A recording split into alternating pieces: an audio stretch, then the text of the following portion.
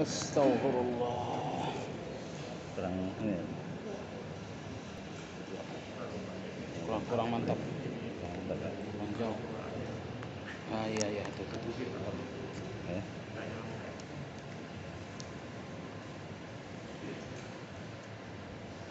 Bismillahirrahmanirrahim.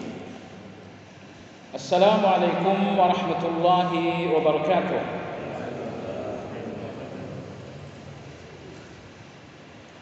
Alhamdulillah alladzi bi ni'matihi tatimmu shalihat. Wa ashhadu an la ilaha illallah wahdahu la syarika lah. Wa ashhadu anna Muhammadan 'abduhu wa rasuluhu la nabiyya ba'dah. Allahumma salli wa sallim ala Muhammadin wa ala alihi wa ashabihi wa man ittaba'ahum bi ihsan ila yaumiddin. Ya ayyuhalladzina amanu ittaqullaha haqqa tuqatih wa la tamutunna illa wa antum muslimun. Kajian Asmaul Husna malam ini insyaallah akan memasuki pembahasan Asmaul Husna yang ke-6 pada halaman 30. Asmaul Husna yang ke-6 pada halaman 30, yaitu nama Allah Al-Wahid. Nama Allah Al-Wahid.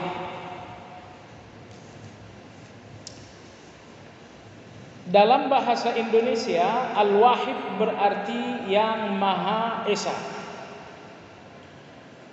Al-Wahid artinya Maha Esa. Kemahaesaan Allah ini selalu hadir dalam zikir-zikir kita, yaitu ketika kita mengucapkan La ilaha illallah. Misalnya selesai salat wajib, kita mengucapkan La ilaha illallah, itu esa. Wahdahu, esa lagi. La syarika lahu, itu pun esa lagi. Dari sekian banyak zikir, yang paling sering kita ucapkan dalam keseharian kita adalah La ilaha illallah. Di waktu azan kita zikirkan La ilaha illallah.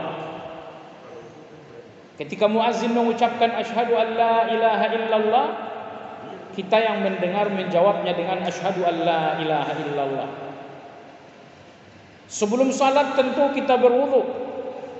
Selesai berwudu kita pun berzikir asyhadu an la ilaha illallah wa asyhadu anna Muhammadan abduhu wa rasuluhu sampai akhir.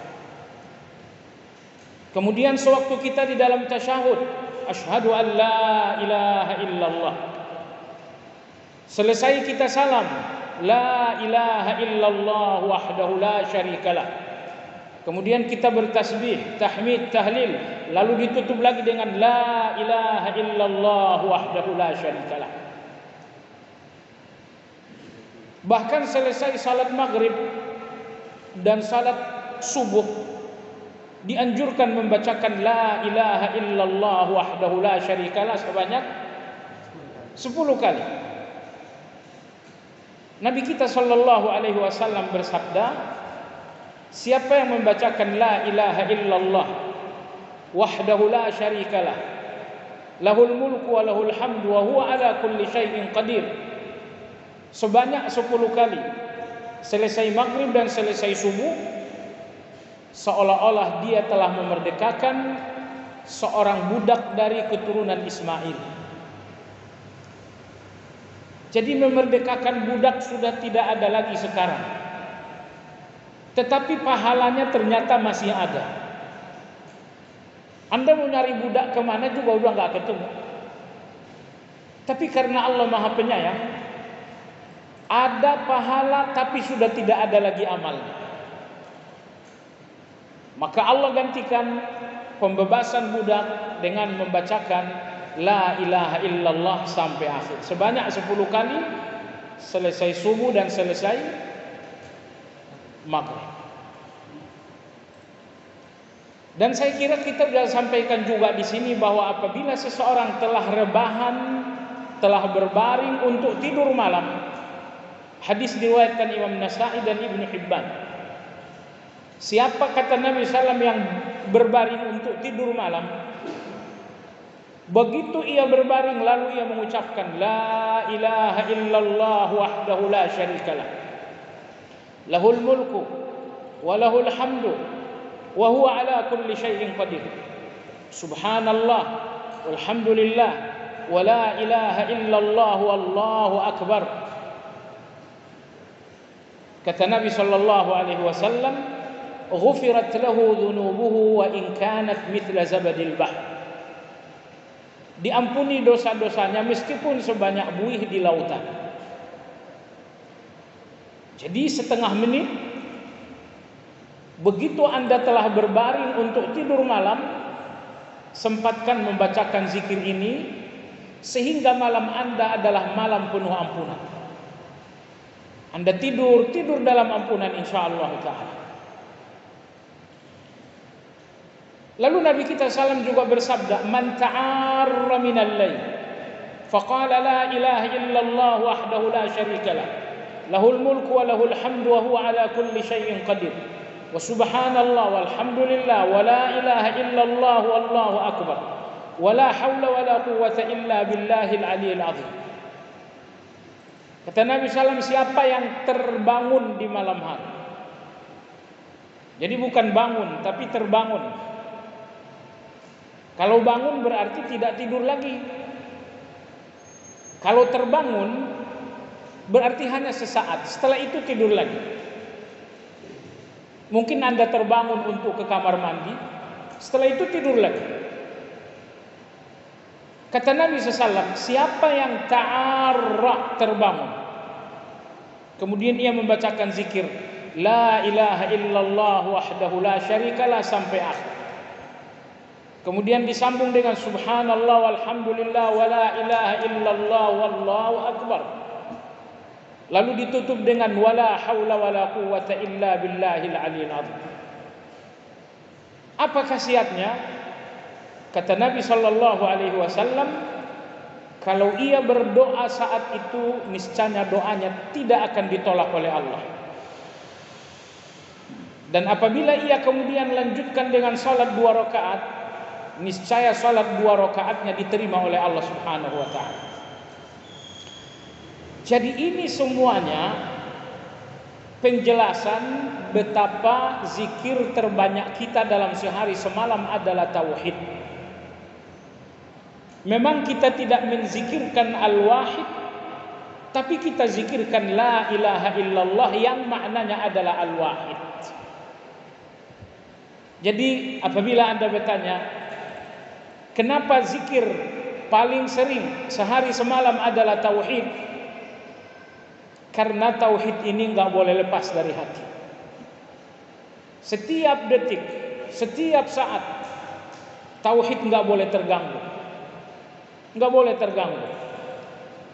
Dan kata Nabi sallam, inna al-iman yabla fi qulubikum kama yabla wasyut thawb. Kata Nabi sallam, tauhid dalam hati kalian sangat mudah usang seperti baju yang usang. Fajaddidu imanakum bila ilaha illallah. Maka selalulah perbaharui iman kalian, tauhid kalian dengan la ilaha illallah.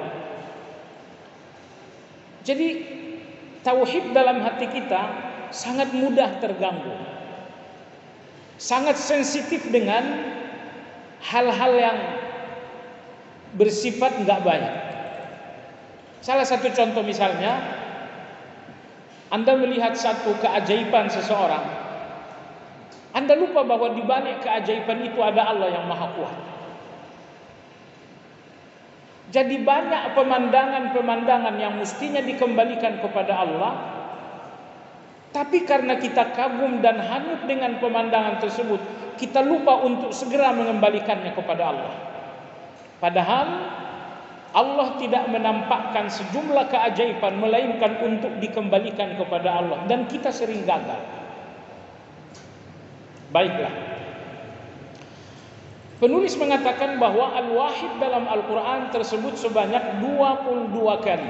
Salah satunya pada surat Sad ayat yang ke-65. Allah berfirman, "Wa ma min ilah illallah al-wahid al-qahhar." Dan tidaklah ada ilah yang diibadahi dalam kebenaran kecuali Allah. Banyak yang diibadahi selain Allah, tapi tidak diibadahi dalam kebenaran. Yang diibadahi dalam kebenaran hanya Allah.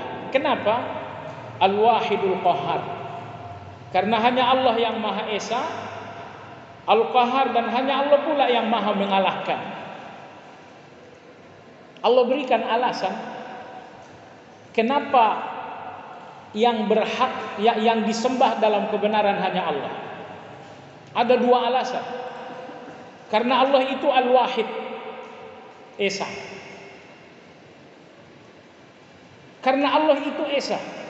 Ini alasan pertama kenapa Allah itu satu-satunya yang diibadahi dalam kebenaran. Nanti akan kita bicarakan apa hubungannya keesaan dengan ini. Bahwa Allah yang maha benar dalam diibadahi, apa hubungannya dengan keesaan Allah? Insyaallah nanti kita bahas. Yang kedua, Allah satu-satunya yang diibadahi dalam kebenaran karena Allah Al-Qahhar. Karena Allah Maha mengalahkan. Ada yang menyembah matahari, tapi matahari itu kemudian dikalahkan oleh malak. Ada yang menyembah bulan, tapi bulan itu kemudian kalah dengan siang. Satu-satunya yang tidak pernah kalah dan selalu mengalahkan, dialah Al-Qahhar, yaitu Allah Subhanahu wa ta'ala. Maka Allah satu-satunya yang diibadahi dalam kebenaran karena dialah Al-Qahhar yang maha mengalahkan. Perhatikan, semua objek-objek yang dianggap Tuhan semuanya kalah. Mereka menuhankan matahari, kalah dengan malam. Ada yang menuhankan bintang, kalah dengan siang. Yang kalah tidak bisa diakui sebagai Tuhan yang hak. Maka dalam ayat ini Allah sebutkan Al-Qahhar setelah menyebutkan wa ma min ilahin illallah. Tidak ada yang diibadahi dalam kebenaran kecuali Allah. Kenapa hanya Allah yang diibadahi dalam kebenaran? Karena hanya Allah yang Al-Qahhar. Karena hanya Allah yang maha mengalahkan. Anda berpikir api itu sangat kuat, meluluh lantahkan dan menghancurkan. Ternyata api itu kalah dengan air. Jadi semua selain Allah pada akhirnya kalah. Sehingga yang diibadahi dalam kebenaran hanyalah Al-Qahhar, yang maha mengalahkan dan tidak pernah kalah. Penulis berkata Al-Wahid berarti Esa, tidak ada yang kedua. Jadi kalau ada yang bertanya Allah itu berapa? Jawabannya Allah itu Esa. Tidak ada yang kedua bagi Allah. Dia diesakan dalam segala kesempurnaan. Nah, ini camkan baik-baik. Ini salah satu keagungan Al-Wahid, bahwa segala sifat Allah wajib dikembalikan kepada Wahid.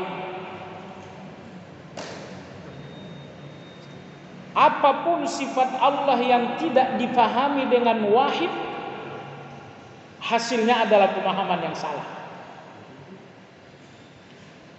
Pemahaman yang hak, pemahaman yang benar terhadap semua sifat Allah hanya ketika Anda memahami sifat-sifat itu dengan Wahid.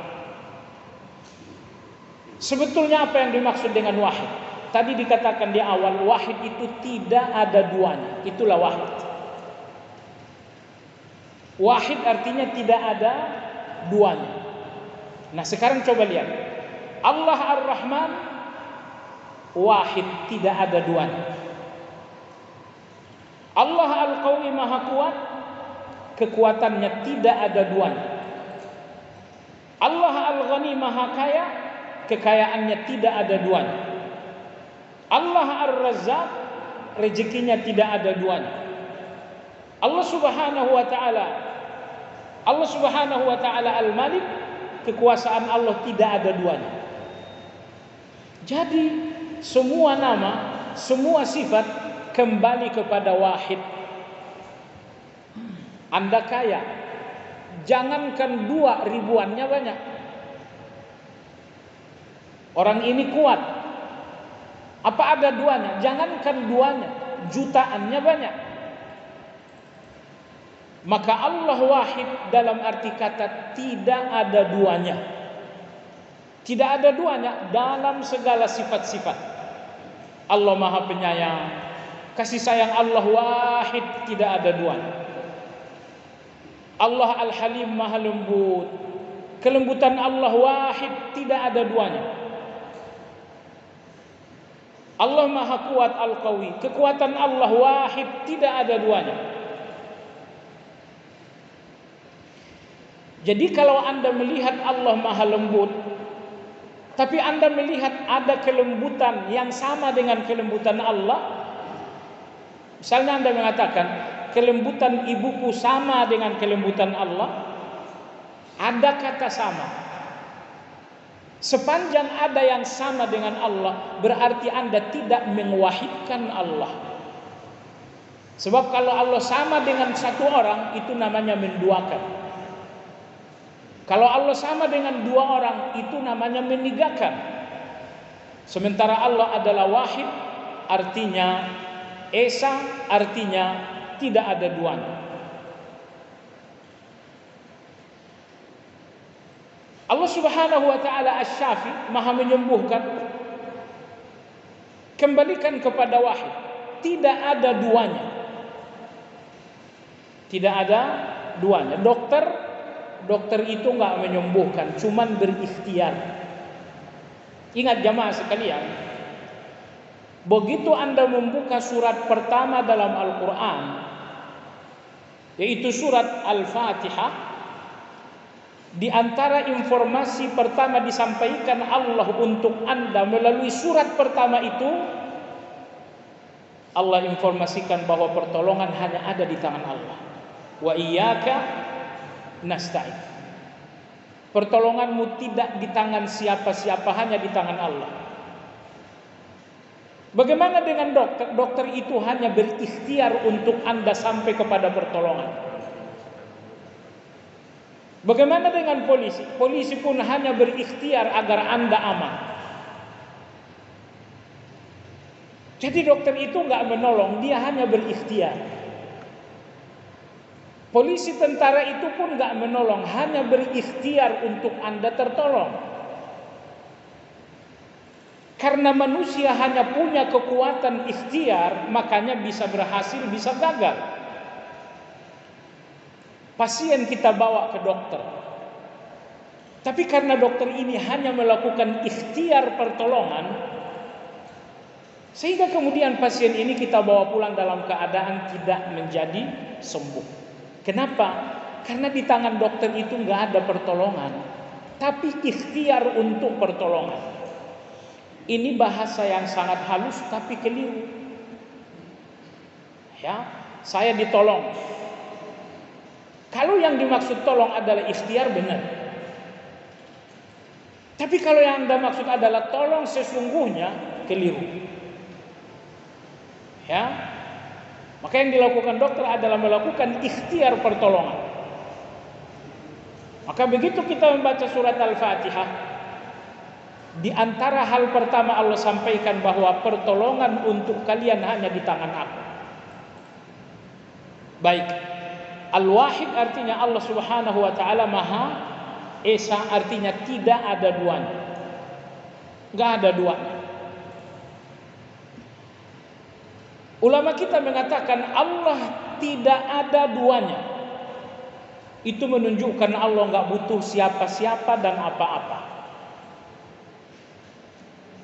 Kalau Allah masih butuh siapa-siapa atau butuh apa-apa, berarti Allah itu tidak bisa dinamakan esa. Saya tidak esa karena saya butuh banyak hal. Saya butuh 100 orang, saya butuh 1000 benda. Tetapi di balik wahid kemahaesaan Allah ada sebuah istighna, bahwa Allah nggak membutuhkan apa-apa dan siapa-siapa. Sepanjang Allah butuh, berarti Allah bukan esa. Kemudian penulis mengatakan di mana tidak ada yang menyamainya. Esa artinya tidak ada yang menyamai Allah. Lihat dalam Al-Quran, ketika orang-orang kafir menjumpai Nabi SAW, mereka mengatakan, ya Muhammad, insab lana rabbak. Wahai Muhammad, nasabkanlah kepada kami Tuhanmu. Tuhanmu itu bin siapa? Nabi SAW tidak menjawab. Lantas turunlah surat Al-Ikhlas, Qul huwallahu ahad. Perhatikan dalam ayat ini. Ayat pertama Allah bicara keesaan, ahad. Kemudian Allah tafsirkan ahad itu pada ayat terakhir, walam yakul lahu kufuwan ahad. Jadi ahad atau esa artinya lam yakul lahu kufuwan ahad. Enggak satu pun yang sama dengan Allah. Enggak ada yang sama dengan Allah. Kalau bahasa bebasnya, tidak ada saingan bagi Allah. Enggak ada tandingan bagi Allah. Seorang petinju, kalau masih ada tandingan ini bisa kalah. Begitu tidak ada tandingan, dia kuat. Dan ternyata yang tidak ada tandingan itu cuma Allah Subhanahu wa ta'ala. Seorang manusia tak ada tandingan paling setahun 2 tahun. Habis itu datanglah tandingan yang membuatnya lemah dan berakhir. Tetapi Allah lam yakul lahu kufuwan ahad. Tidak ada tandingan bagi Allah. Hati-hati dengan kata-kata tidak ada tandingan. Hanya Allah yang berhak untuk kalimat itu. Jangan katakan orang ini nggak ada tandingannya sama sekali. Kalau nggak ada tandingannya berarti dia esa. Karena esa dalam bahasa agama kita, lam yakul lahu kufuwan ahad. Nggak ada tandingannya, itulah esa. Kecuali kalau Anda katakan misalnya, orang ini nggak ada tandingannya di RT kita, nah itu bagus. Tapi kalau Anda katakan orang ini nggak ada tandingannya sama sekali, Anda syirik. Karena Anda mensifati manusia dengan sifat Allah. Hanya Allah yang disifati dengan tidak ada tandingan. Tapi ternyata Anda melihat satu kekaguman pada diri seseorang, sehingga Anda salah bicara dan mengatakan orang ini nggak ada tandingannya. Apabila Anda lihat surat Al-Ikhlas, Allah menyebutkan walam yakun lahu kufuwan ahad dalam konteks pembicaraan tentang zat. Allah itu tidak datang dari kelahiran. Allah berbicara tentang zat. Kalian semua manusia adalah zat yang datang dari kelahiran.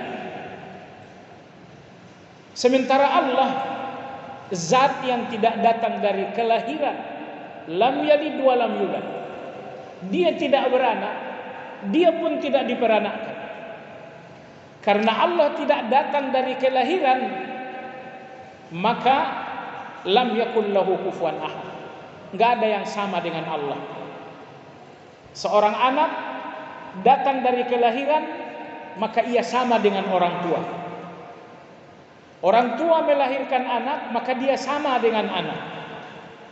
Allah tidak datang dari kelahiran itu, sehingga lam yakul lahu kufuwan ahad. Enggak ada satupun yang sama dengan Allah. Coba sekalian yang menarik, Al-Quran membicarakan Allah dengan 3 poin utama.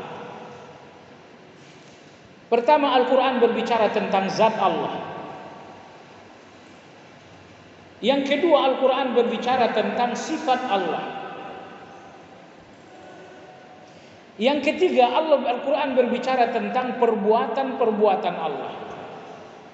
Hanya ini 3 poin utama pembicaraan Al-Quran tentang Allah. Ketika Allah berbicara tentang zat, ketika Al-Quran berbicara tentang zat Allah, ternyata pembicaraan itu sangat sempit. Pembicaraan itu sangat terbatas. Bagaimana zat Allah? Lam yakul lahu kufuwan ahad.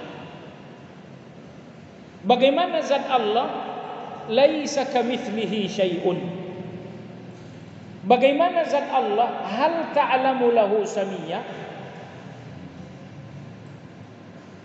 Jadi Al-Quran berbicara tentang zat Allah dalam kapasitas pembicaraan yang sangat sempit. Allah membatasi pembicaraan tentang zat. Allah batasi, kata Allah, lam yakun lahu kufuwan ahad, selesai. Tapi ketika Al-Quran berbicara tentang sifat dan nama Allah, ternyata pembicaraan itu bahtera yang tidak bertepi. Pembicaraan Al-Quran tentang nama-nama dan sifat Allah adalah pembicaraan yang sangat luas, bahkan tidak bertepi sama sekali. Yang ketiga, Al-Quran berbicara tentang perbuatan Allah. Allah ciptakan Anda dan saya, Allah turunkan hujan, Allah terbitkan matahari dan bulan, Allah bagi-bagikan rezeki, itu semua perbuatan Allah. Ketika Al-Quran berbicara tentang perbuatan Allah, ternyata pembicaraan tersebut jauh lebih luas daripada pembicaraan tentang sifat. Jadi saya ulangi, Al-Quran berbicara tentang zat Allah dengan pembicaraan yang sangat terbatas. Lalu Al-Quran berbicara tentang sifat Allah dengan pembicaraan yang sangat panjang lebar. Dan ketika Al-Quran berbicara tentang perbuatan Allah, justru jauh lebih luas daripada pembicaraan tentang sifat-sifat Allah. Kenapa demikian? Semua yang dibicarakan oleh Al-Quran panjang lebar, yaitu sifat Allah dan perbuatan Allah, Allah ingin agar Anda melakukan perenungan sedalam-dalamnya. Sementara apa yang dibicarakan Allah secara global dan terbatas, yaitu zat, berarti Anda nggak perlu bicara terlalu jauh. Anda nggak perlu bicara, nggak perlu berpikir terlalu jauh. Zat Allah bagaimana? Zat Allah seperti apa? Anda nggak diizinkan untuk bicara seperti itu. Maka jangan sampai ini terbalik. Yang harusnya kita berpikir panjang lebar dalam nama dan perbuatan Allah, justru kita mulai berpikir lebar, berpikir panjang tentang zat Allah. Itu keliru. Dan ini kekeliruan orang-orang falsafah. Tidak banyak mereka berbicara tentang sifat ataupun tentang perbuatan Allah. Mereka sangat banyak sekali berbicara tentang zat Allah subhanahu wa ta'ala. Baik jemaah sekalian yang saya hormati. Jadi Allah Maha Esa dalam arti kata tidak ada duanya. Allah Maha Esa dalam arti kata tidak ada yang menyamainya. Tidak ada yang menyamai, tidak ada tandingan.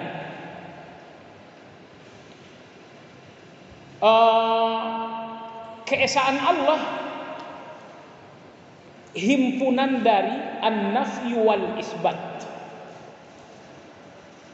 Menafikan dan mengisbatkan. Kalau Anda mengatakan Allah itu Tuhan, Anda hanya mengakui Allah sebagai Tuhan dan belum mengakui Allah Esa. Karena pengakuan keesaan Allah harus dengan dua unsur. Unsur pertama adalah la ilaha. Anda harus mengingkari semua Tuhan selain Allah. Illallah. Kemudian Anda hanya mengakui ketuhanan Allah.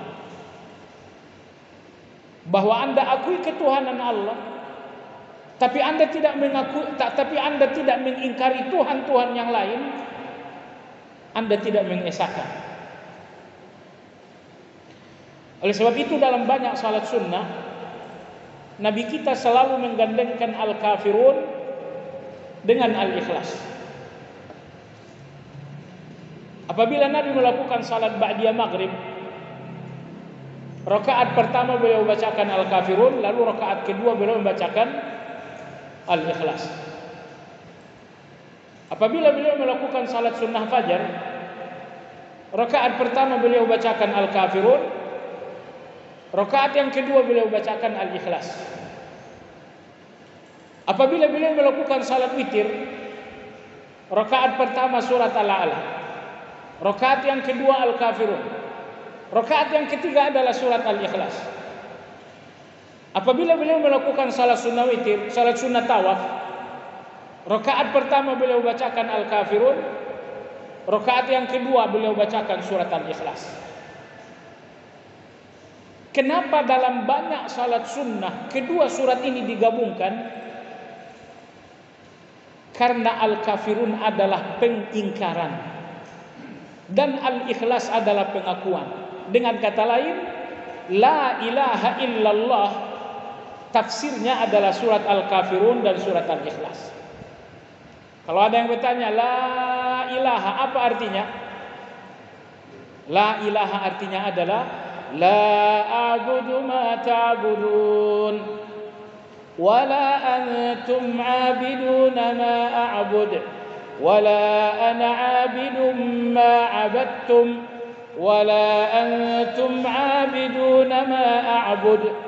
Al-kafirun secara utuh penafsiran la ilaha. Illallah apa penafsirannya? Illallah penafsirannya adalah Allahu ahad, Allahu samad, lam yalid wa lam yulad wa lam yakul lahu kufuwan ahad. Jadi la ilaha tafsirnya adalah surat al-kafirun. Illallah tafsirnya adalah surat al-ikhlas. La ilaha dan illallah enggak boleh dipisah. Maka Nabi pun tidak memisah al-kafirun dengan al-ikhlas dalam salat-salat sunnah. Sehingga kurang tepat gitu ya. Kalau misalnya rakaat pertama Anda bacakan al-kafirun, lalu rakaat kedua dibacakan yang lain. Al-kafirun lalu rakaat kedua inna atainakal kautsar atau idza jaa nasrullahi wal fath. Salat Anda tetap sah. Enggak batal, tapi kurang baik. Karena Nabi membacakan al-kafirun berpasangan. Di antara pemahaman halus, bacakan pula sebagaimana Nabi membacakannya. Kita enggak mengatakan salah ya. Rakaat pertama al-kafirun, yang kedua idza jaa nasrullah. Itu salatnya salah? Enggak salah. Apakah itu makruh? Makruh juga tidak. Tetapi istilah ulama adalah khilaful aula, menyalahi yang terbaik. Apa yang terbaik? Yang terbaik bahwa Nabi mempasangkan al-kafirun dengan al-ikhlas. Kenapa dipasangkan? Karena maknanya memang saling melengkapi. Maknanya saling melengkapi. Itu makanya dipasangkan. Maka di antara bentuk daqaiqul ilmi kata Imam Syafi'i, di antara bentuk kehalusan pemahaman, bacakan al-kafirun berpasangan dengan al-ikhlas. Karena maknanya memang saling mendukung. Dan yang kedua karena Nabi kita pun tidak pernah memisah al-kafirun dari al-ikhlas. Kaitannya dengan kajian kita, keesaan Allah itu gabungan al-kafirun dan al-ikhlas. Sekarang ini datang orang-orang liberal. Mereka ingin Allah itu Allahu Ahad, tapi mereka tidak mau la a'budu ma ta'budu. Lakum dinukum walidin. Maka mereka mau gabungkan semua agama. Giliran orang ke Natal kita ikut juga. Ya. Padahal Allah ingin keesaan itu tegak. Yang pertama melalui la a'budu ma ta'budun. Anda tidak menegakkan keesaan kalau Anda tidak tegakkan la a'budu ma ta'budun. Dan yang kedua, qul huwallahu ahad. Allah itu esa. Baik. Penulis mengatakan dalam kondisi al-wahid beralif lam atau ma'rifah, maka ia selalu berdampingan dengan al-qahhar. Beberapa kali dalam Al-Quran Allah menyebutkan al-wahid selalu bergandengan dengan al-qahhar. 4 kali dalam Al-Quran Allah sebutkan al-wahidul qahhar, al-wahidul qahhar. Al-wahid artinya Allah Maha Esa. Al-qahhar artinya Allah Maha mengalahkan. Kenapa digandengkan esa dan mengalahkan? Karena Allah mengalahkan disebabkan karena esa. Maksudnya, kalau Anda mengalahkan, tapi Anda misalnya berlima, Anda berlima mengalahkan seseorang, itu enggak menunjukkan kekuatan. Kekuatan itu ketika mengalahkan hanya dengan seorang diri. Dan Allah enggak pernah mengalahkan musuhnya dengan bantuan siapa-siapa. Maka Allah Al-Qahhar, Al-Wahid, selalu dengan bersendiri. Maka Allah dinamakan Al-Qahhar. Kalau Allah mengalahkan dengan bantuan Jibril, Allah tidak dinamakan Qahhar. Tapi Allah Qahhar Maha mengalahkan karena Dia Wahid, bersendiri dalam mengalahkan segala musuh-musuhnya. Masuk azan? Baik. Insyaallah taala akan kita lanjut sampai di sini kajian kita. Insyaallah Al-Wahid ini akan dilanjutkan lagi pada pertemuan yang akan datang insyaallah taala. Demikian kajian malam ini. Kita kumandangkan azan salat Isya.